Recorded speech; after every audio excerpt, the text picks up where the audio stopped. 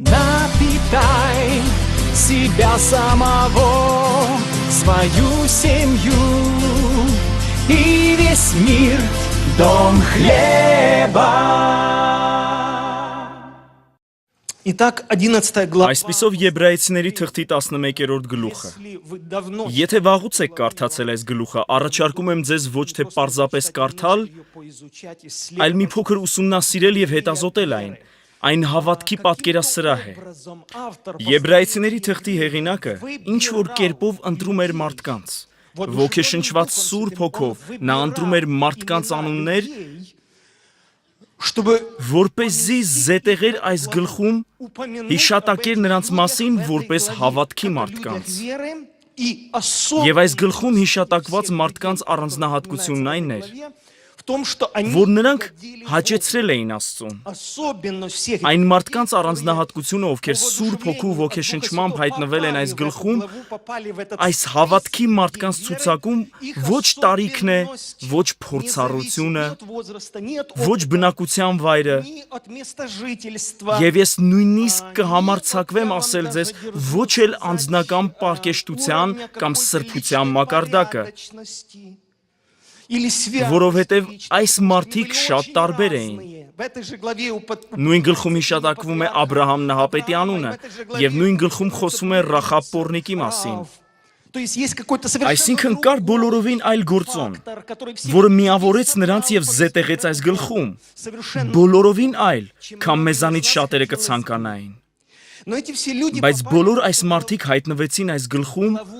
հավատքի այս գլխում, եւ նրանք ոչ միայն հավատացին, այլև հավատքի միջոցով ժառանգեցին արդարությունը։ Հավատքով նրանք հաճեցրին Աստծուն, նրանք դարձան Աստվածահաճո մարդիկ։ Միթե կյանքում կա ավելի հրաշալի բան, քան ունենալ վկայություն քո ներսում, որ դու հաճեցրել ես Աստծուն։ Սկզբունքորեն ամբողջ այս գլուխը հենց այս մասին է։ Այսօր մենք ժամանակ չունենք, որպեսզի մանրամասորեն խոսենք այս մարդկանցից ամեն մեկի մասին, թեև սա շատ կարևոր է, անսահմանորեն կարևոր, բայց մենք կդիտարկենք ընդհանուր գաղափարը, այն թե ինչի մասին է այս գլուխը, եւ թե ինչու են այս մարդիկ հայտնվել հավատքի մարդկանց ցուցակում։ Значит,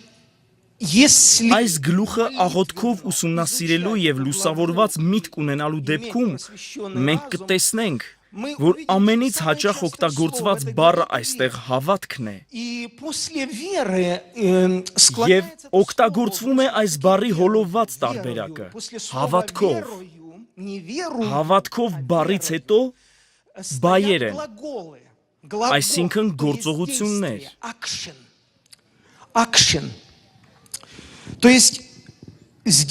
Այստեղ պարզապես գրված չեն մարդկանց անուններ։ Խոսքն այնպիսի մարդկանց մասին է, ովքեր գործում էին, կատարում էին որոշակի արարք, որոշակի գործողություններ։ Այս գլխում չկա ոչ մի անգործ մարդ։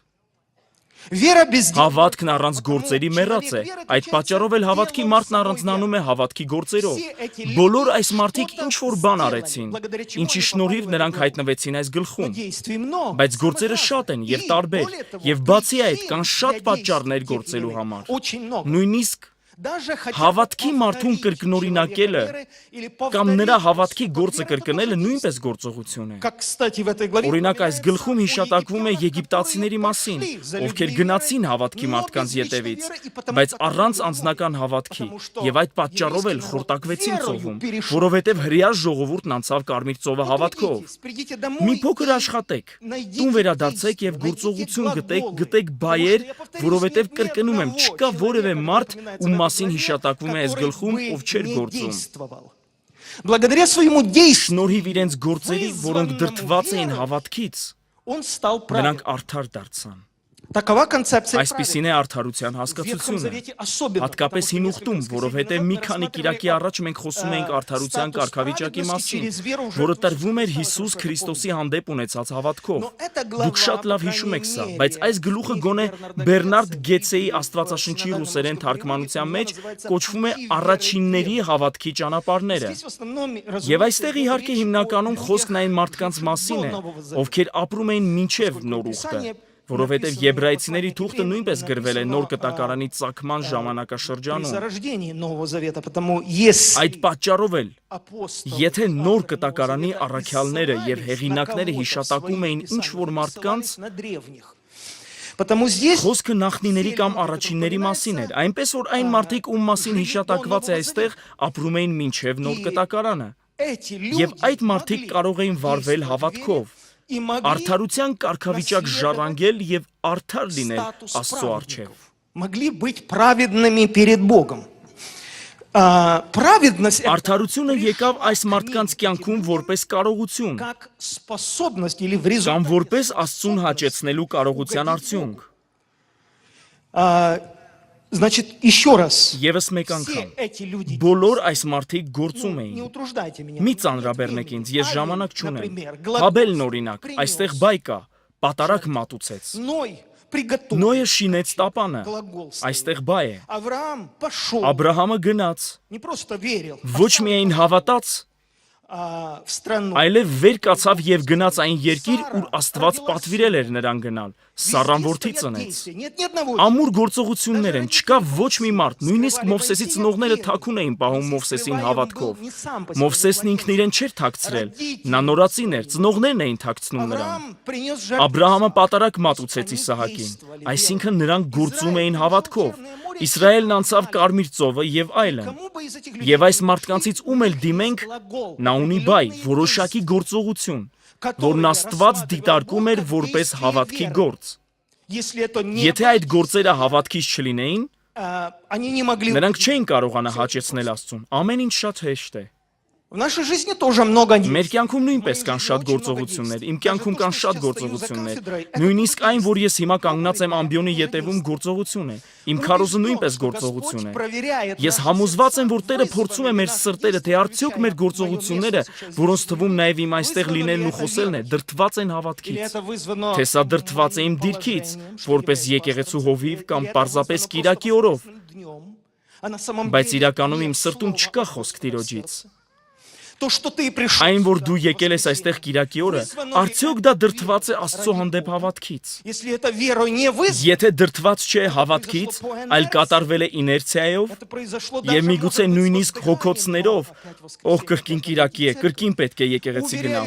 Ես հավաստիացնում եմ քեզ Սուրբ գրքի հիման վրա, որ դու հաճելի չես Աստծուն, եւ քո ներկայությունն այստեղ որևէ կերպով չի հաճեցնում Աստծուն։ Если ты пел сегодня, Եթե դու երգում էիր այսօր ցանկացած այլ պատճառով բացի Տիրոջը մեծարելուց եւ հավատքով նրան փառք տալուց, դու հաճելի չես Աստծուն, նույնիսկ եթե դու բարձր ես если երգում։ ты будешь жертвовать финансы, Եթե դու ֆինանսական զոհաբերություն անես մեղքի կամ պարտավորության զգացումի կամ ցանկացած այլ պատճառով, ինչը դրդված չէ հավատքից,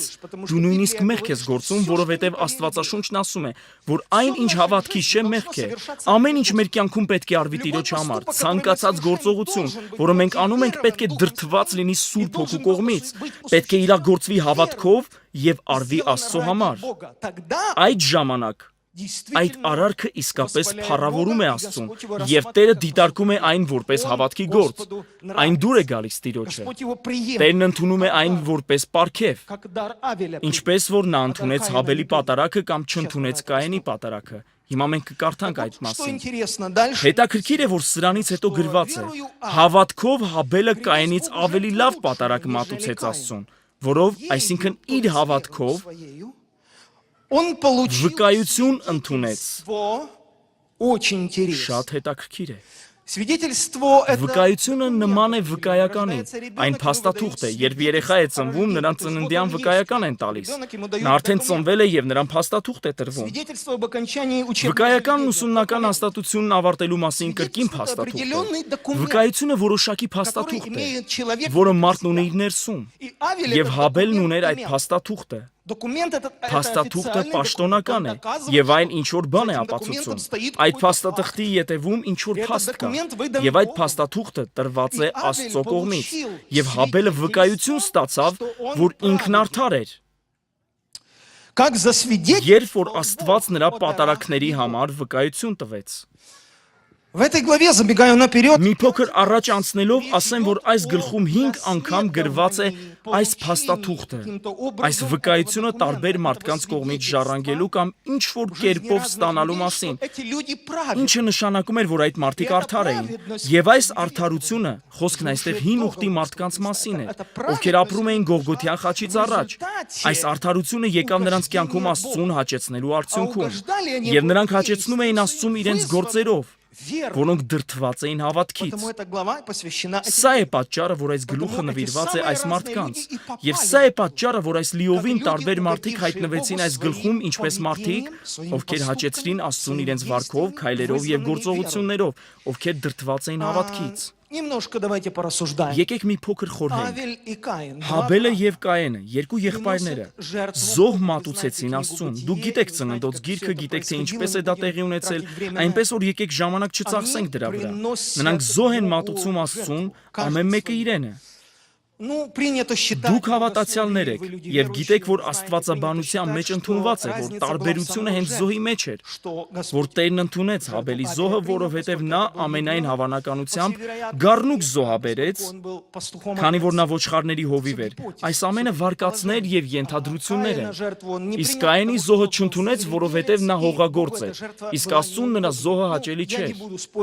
Ես չեմ վիճի այն էլ աստվածաբանության հետ։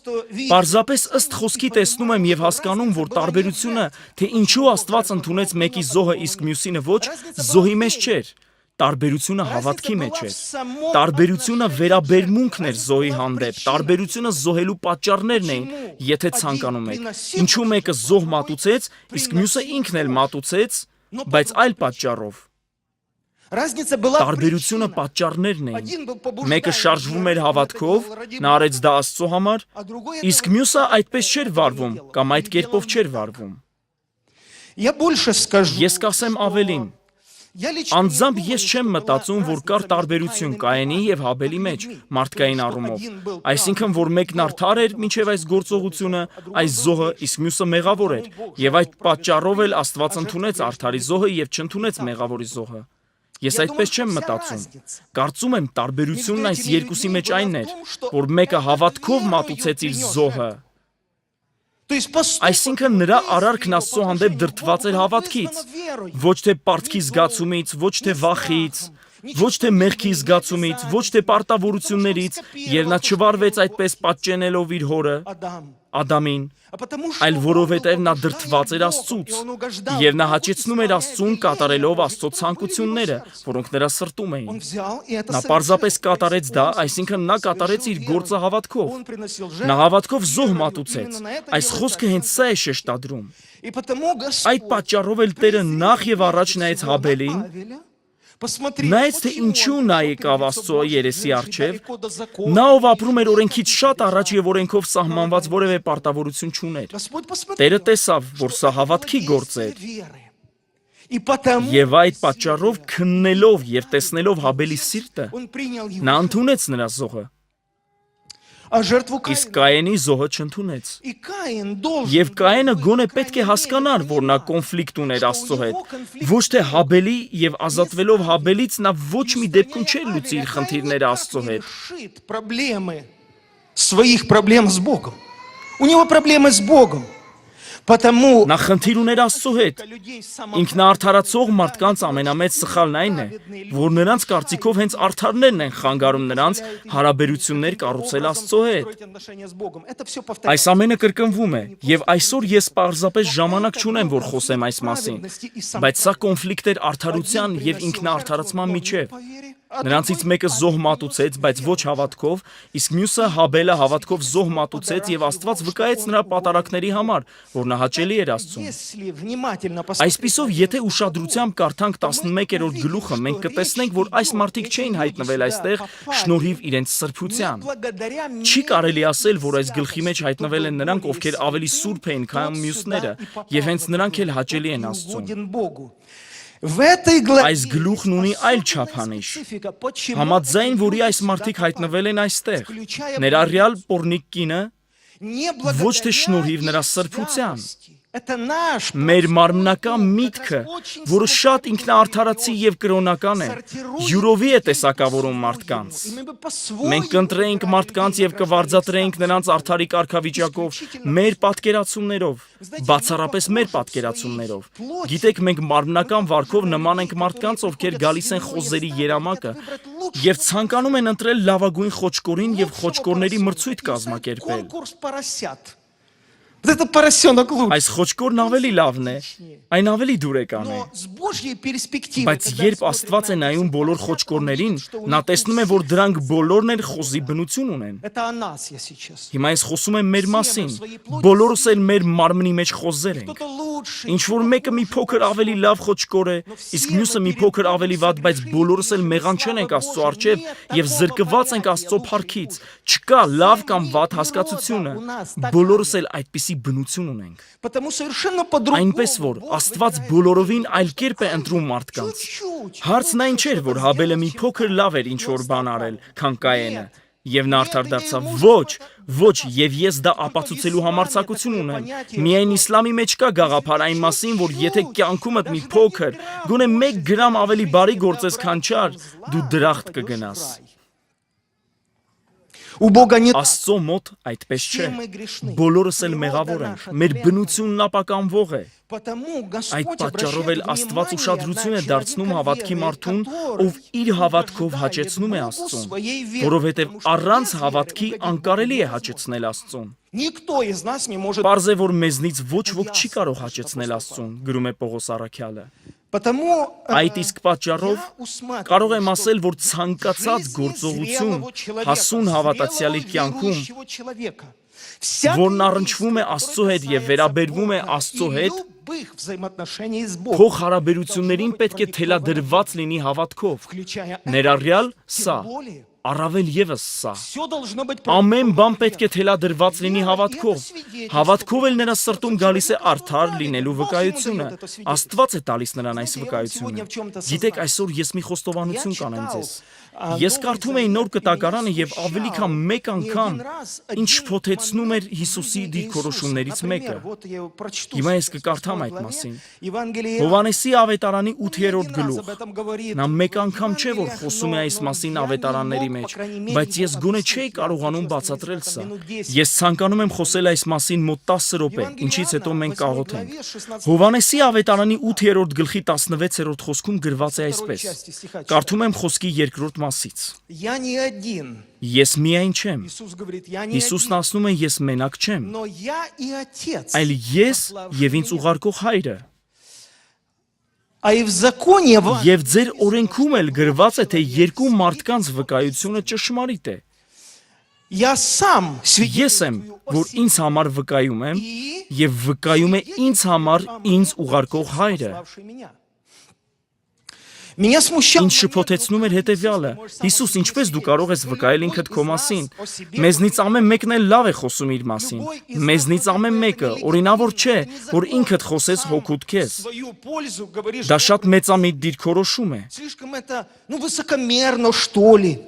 Сам себе защищаешь, сам Դու ինքդ քեզ պաշտպանում ես, ինքդ քեզ գովում ես, ինքդ քեզ տիտղոս ես յուրացրել, որ դու Աստծո որդին ես, որ դու արդար ես եւ այլն։ красиво, по крайней мере. Ինքդ քո մասին այդպես խոսելն առնվազն գեղեցիկ չէ։ Ладно, Отец. Դեռ հասկացանք, որ դու վկայակոչում ես հորը, Աստծուն, բայց դու վերցնում ես օրենքը։ Ես հիմա խոսում եմ Հիսուսի մասին։ Դու վերցնում ես օրենքը, որտեղ գրված է, որ երկուսի վկայությունը ճշմարիտ է, եւ այդ երկուսից մեկին նշանակում ես ինքդ քեզ, իսկ մյուսին Աստծուն, Отца своего. քո հորը։ Но если смотреть, Բայց եթե նայենք Եբրայեցիների 11-րդ գլուխը, ես ասացի, որ այստեղ առնվազն 5 անգամ հիշատակվում է այս գաղափարը։ Կրկնվում է այս միտքը, որ Աստված վկայություն է տալիս մարդուն եւ ինքը մարդը գիտի իր մասին, որ ինքն արդար է, այսինքն որ ինքը հաճելի է Աստծուն, որ ինքը հաճեցրել է նրան։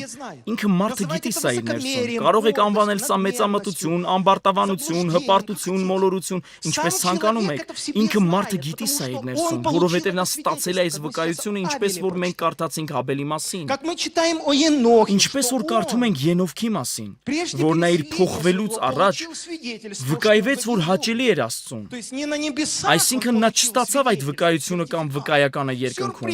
Ենովք, դու անակնկալուն ես, պարզվում է դու հաճելի էիր Աստծուն քո երկրային կյանքում։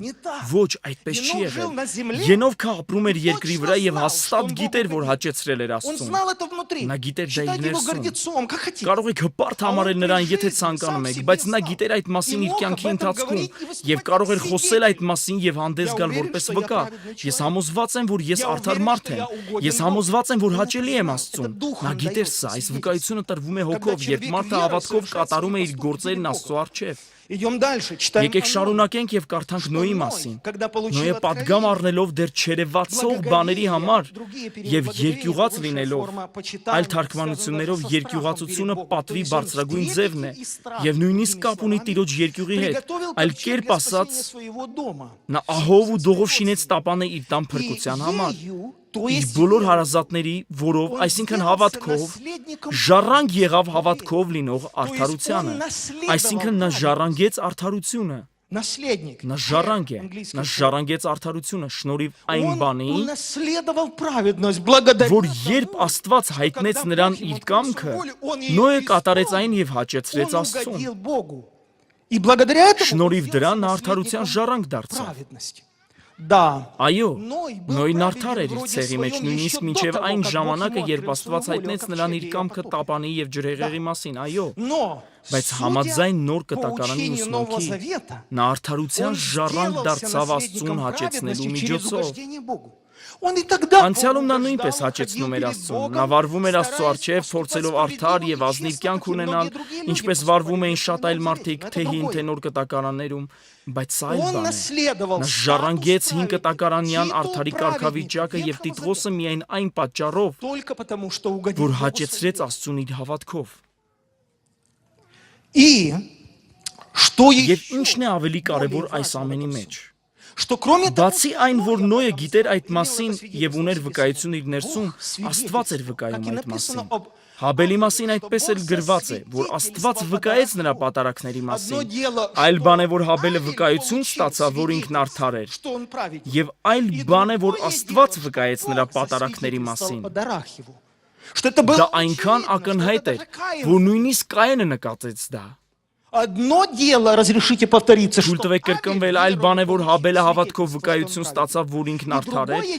եւ այլ բան է, որ մեկ այլ վկա երկնքում խոսեց, որ Աստված վկայեց նրա պատարակների մասին։